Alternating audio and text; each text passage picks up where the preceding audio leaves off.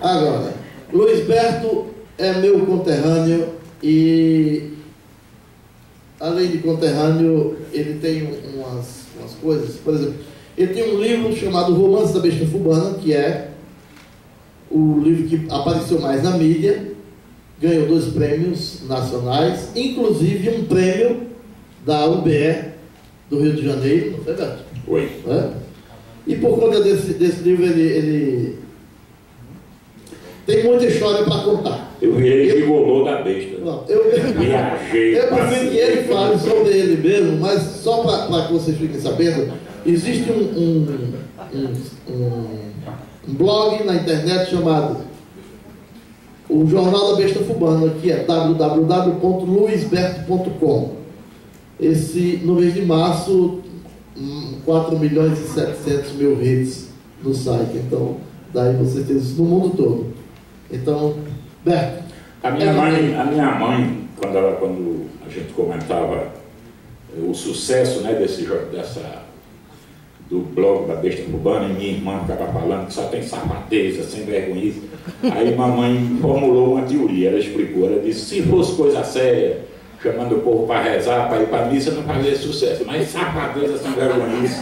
E realmente, o blog me deu uma alegria muito grande, ele abriu 2.600.000 acessos, e mais esse número que você falou, 4 milhões. A quantidade de hits dá quase 5 milhões. Mas você falou de uma pessoa, é a minha vez agora? Você falou de uma pessoa que me trouxe uma saudade muito grande, Orlando Tejo. Orlando Tejo é um amigo muito particular, está devastado pelo mal de Alzheimer, e é lamentável que essa doença pegue um sujeito como Orlando, que tem uma memória fotográfica. Orlando animava de 8 da noite às 8 da manhã a roda, sem beber, era abstêmio, e a gente ficava calado, escutando ele o tempo todo, declamando, falando. E hoje em dia ele perdeu a memória, mora aqui em Recife, mas eu tive o privilégio de conviver muito tempo com Orlando, e ele dizia, eu me lembrei disso agora quando você falou no nome dele, que escritor não tem que falar, nem dar palestra, não. Escritor tem que escrever, não tem nada que ficar fazendo debate, nem palestra.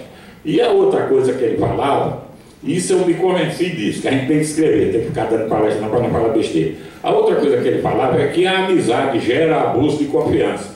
Aí você que é amigo, me vai botar atrás, vamos lá que você vai participar da mesa, de modo que eu estou aqui. Eu nasci na zona da Mata Sul, não quero humilhar ninguém. A mãe falava muito isso, meu filho, quando você for para a terra alheia, se comporte, pegue no talher direitinho, não fale isso, não fale isso. Nunca diga onde você nasceu. Mas por quê? Para você não humilhar ninguém. Não precisa você dizer que nasceu. O Meca acabou de dizer que nasceu em Serra Azul. Na verdade, Serra Azul é um bairro de Palmares. Como são Água Preta, Jaquinabuco, Gameleira, tudo, como dizia Orlando Tejo, Palmares e adjacências, né? Catende, Água Preta, da igreja de Palmares até a igreja de Água Preta, dá exatamente 8 quilômetros. Então eu nasci imerso, eu nasci atolado, eu nasci afogado nessa cultura que ele está falando, e na cultura popular. A feira de Palmares era aos domingos, a folga do comércio era na quinta-feira era fechada, mas a feira era domingo. A feira começava de madrugada, 4, 5 horas da manhã já estava aquele movimento. Era na porta da minha casa, cada rua da cidade era a feira da farinha, a feira do mangalho, a feira das carnes, a feira dos fatos, né? Então, na porta da minha casa era a feira do mangalho. E eu nasci e me criei, passei minha primeira e minha segunda infância imerso nessa cultura, porque a feira era a grande festa popular, o ponto de encontro, e era lá que eu tive o meu primeiro contato com esse mundo mágico, esse mundo encantado da poesia popular. O folheteiro, que não só escrevia, como fabricava e vendia. O propagandista, que hoje em dia se chama de camelô, os emboladores de coco, e eu fui criado naquilo ali, né?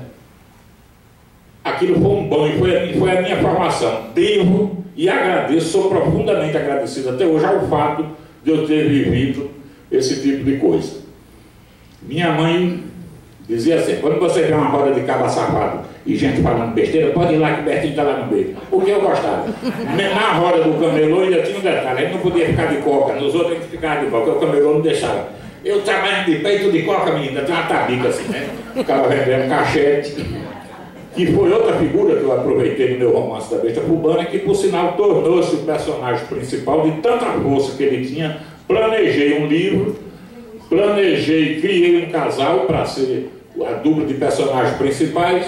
Logo no começo me aparece um cantador de viola, um poeta popular, que por força daquela dominação que a criatura tem sobre o criador, esse personagem dominou e passou a ser o personagem principal do livro, exatamente por conta dessa influência que eu tenho, desse tipo da cultura popular.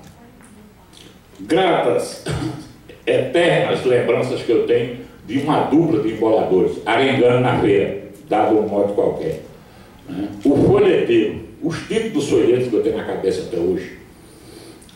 O folheto da cabra que falou sexta-feira da paixão sobre crise e corrupção. Corrupção naquele tempo não era no sentido que a gente usa hoje. Corrupção era a safadeza do mundo. Mulher botando gaia, homem traindo mulher, chamava-se de corrupção. Crise era o desmantelo em que o mundo estava mergulhado. A chegada de Lampião no inferno, a chegada de Lampião no céu, e aquele poder de criação. Por exemplo, na chegada de Lampião no inferno, o primeiro verso é assim: um cabra de Lampião, por nome Pilão Deitado, que morreu numa trincheira num certo tempo passado, agora pelo sertão anda fazendo visão correndo mal assombrado. Foi ele que deu notícia que viu Lampião chegar. O inferno nesse dia faltou pouco para virar. Morreu tanto cão queimado que faz pena até contar. E aquilo até hoje me marca, porque num lugar onde o cão morre queimado, deve ser um desmanteiro dele. Ou seja, Lampião era um cabra da bobônica, da bexiga lixa, para fazer um cão morrer queimado. Olha, o cão vive no inferno. Então aquilo ali já me marcou, essa beleza da força da frase que eles criavam. O personagem Zé da Ferida, que eu criei com a mulher dele, Maria Banga, um casal de esmoleres, que pedia esmola nas feiras do Agreste, que abre o meu livro, meu romance da Besta Cubana. Ele tocava um berimbau de lata, que era uma coisa muito comum naquele tempo, uma ripa assim, em cada ponta da ripa uma lata de leite ninho, aqui amarrava um arame, o arame passava aqui por cima dessa lata, passava por cima da outra, ficava bem esticado, aí ele, um pauzinho assim, e uma moeda aqui na outra, era um berimbau. Ali ele tirava o assunto e tal. Então esse personagem Zé da Ferida, ele pedia esmola pelas feiras, e eu o criei baseado naqueles esmoleres, porque tem inclusive os cegos, os penitentes, que é outra nação de gente que está presente na minha obra do começo ao fim. Uma raça que eu adoro, aliás, é o único tipo de penitente aqui onde eu moro até hoje, é um cego. Eu vejo um cego, eu saio correndo atrás dele, porque eu tenho uma paixão muito grande por essa raça. E naquele tempo ainda classificava, como o Ariano Suassuna classifica no livro dele, o cego teológico, o cego humilde, que é o cego que aparece muito nos romances de Zelinho do Rei, e o cego mal criado, né? O cego bravo, como lá em Palmares tinha a cega Dedé. Ela pedia embora na quarta-feira, que era o dia dos penitentes, os penitentes saíam de casa em casa e as pessoas já reservavam. Eu me lembro bem que minha mãe reservava uma cuiazinha de feijão, lasca de bacalhau, naquele tempo bacalhau era comida de pobre, em barril, uma lasca de bacalhau, moeda, várias moedas. E quando não tinha, você falava, me dá uma esmolinha, aí você falava, perdoe. Era uma maneira de dizer, não tem. E eu me lembro bem essa cega Dedé, você falava, perdoe, só que seu perdoe do rabo. Você pensa que eu vivo de perdoe? Aí eu achava aquilo arretado. Tinha o cego teológico, né? E esse cego desmantelado. E isso tudo influenciou, como disse o Meca Moreno, quando eu fui escrever a minha obra. Esse casal de esmoleiro, o Zé da Ferida e a Maria Banga, que pedia esmola desse berimbau de lata, eu me lembrei, botei na boca dele que ele era um pedidor teológico, humilde, né?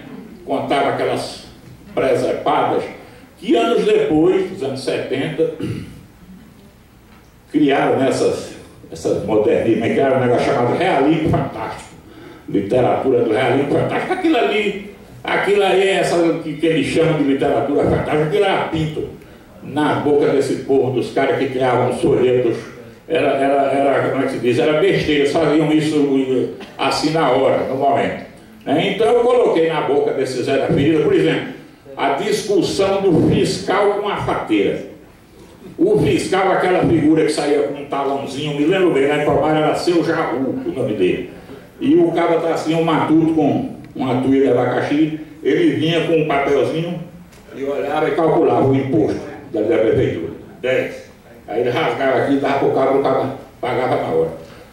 Hoje em dia, com computador, com TCU, os cabas roubam, imagine aqui, o cara pagava, estava aqui, ele dava mesmo e saía. Aí, eu me lembro do Seu Jaú, que era o fiscal da prefeitura, e cobrava o imposto ali na feira. Então, me lembro, associando isso, de um folheto clássico, dos folhetos da literatura popular, a discussão do fiscal com a fateira. Lamento não me lembrar o autor aqui, que é uma injustiça, eu gosto sempre de citar o autor. Então eu coloquei na boca de Zé da Ferida, eu não me lembro quem é o autor. E essa discussão do fiscal com a fateira, o sujeito criou assim, um fiscal de feira, com a discussão do fiscal com a fateira, esse fiscal que cobra o imposto, ele chega na tolda, né, a barraca, da fateira. A fateira é quem vende os fatos. Fato é o miúdo do boi. Lá no interior, então, tem a feira dos fatos. A fateira é quem vende o boi, aquele pingando sangue, aquele negócio todinho. E a fateira não disse que estava caro, não ia pagar aquilo não. E começa a arenga, né? A discussão do fiscal com a fateira. Ela se rebelou e disse que não ia pagar o imposto. E as outras fateiras apoiaram, né? Hoje em dia chamaria isso de movimento, né? Movimento social, né? As fateiras se reuniram e botaram o fiscal para correr e promoveu uma revolução na feira e invadiram a igreja. Aí isso aí me toca, por quê? Porque a feira da minha terra, do Palmar, em frente à matriz, naquele tempo era matriz, hoje chama, diocese, como é que chama? Catedral, né? Aí virou catedral. Mas aí eu me lembrei que nessa história da discussão do fiscal com a fateira, as fateiras invadem a igreja. Invadem e aí começa. Entraram de igreja dentro naquela revolução. Quebraram todas as cadeiras que tinha sobre o salão. Vela, santo e oratório iam botando no chão. Uma fateira agarrou São Paulo e deu um supapo. O santo correu gritando, desce a seca no escape. E a fateira gritou, corra, senão ele cai. Aí a seguir é um verso que diz assim: São Benedito correu, arrodeando um coreto, dizendo, valha-me Deus que aqui hoje eu me derreto. Estão dando em santo branco, quanto mais Deus que sou preto. Quando eu digo que aquela literatura dos anos 60, 70, que veio a ser a literatura fantástica, ele já fazia esse tipo de coisas fantásticas. Fateira invadindo a igreja e dando uma surra em São Benedito. Foi isso que eu botei na boca do meu personagem. O personagem que eu criei, esse que eu estou falando sobre ele, Zé da Ferida, que cantava essa história aqui, que eu criei para ser o personagem principal do meu livro.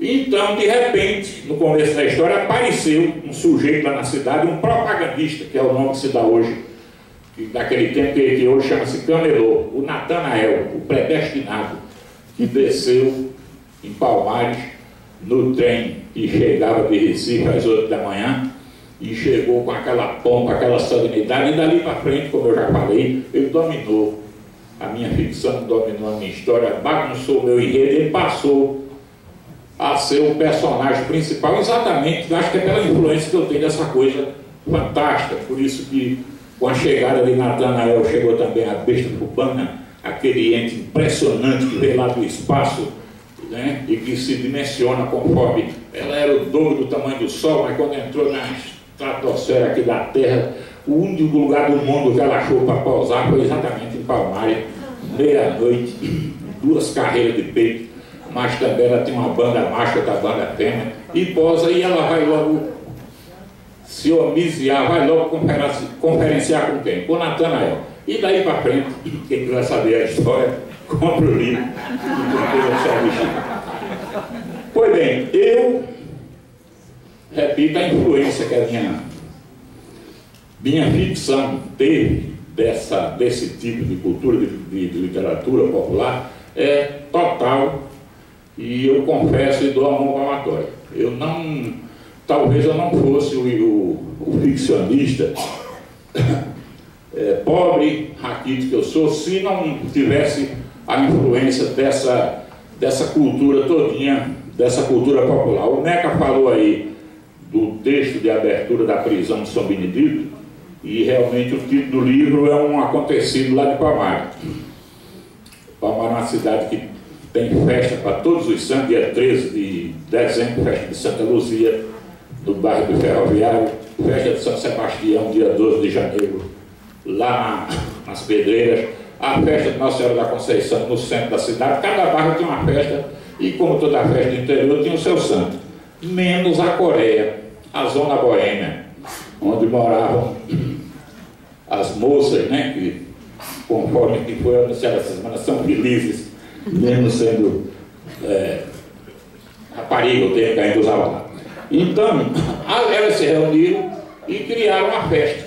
Não, vamos fazer uma festa. E contrataram os comerciantes lá do bairro, entre os quais o meu pai tinha outra coisa que eu agradeço até hoje, influenciou positivamente na maneira como eu encaro o mundo e na maneira da minha ficção. Meu pai negociava na zona, e tinha uma bodega bem na esquinazinha da Coreia.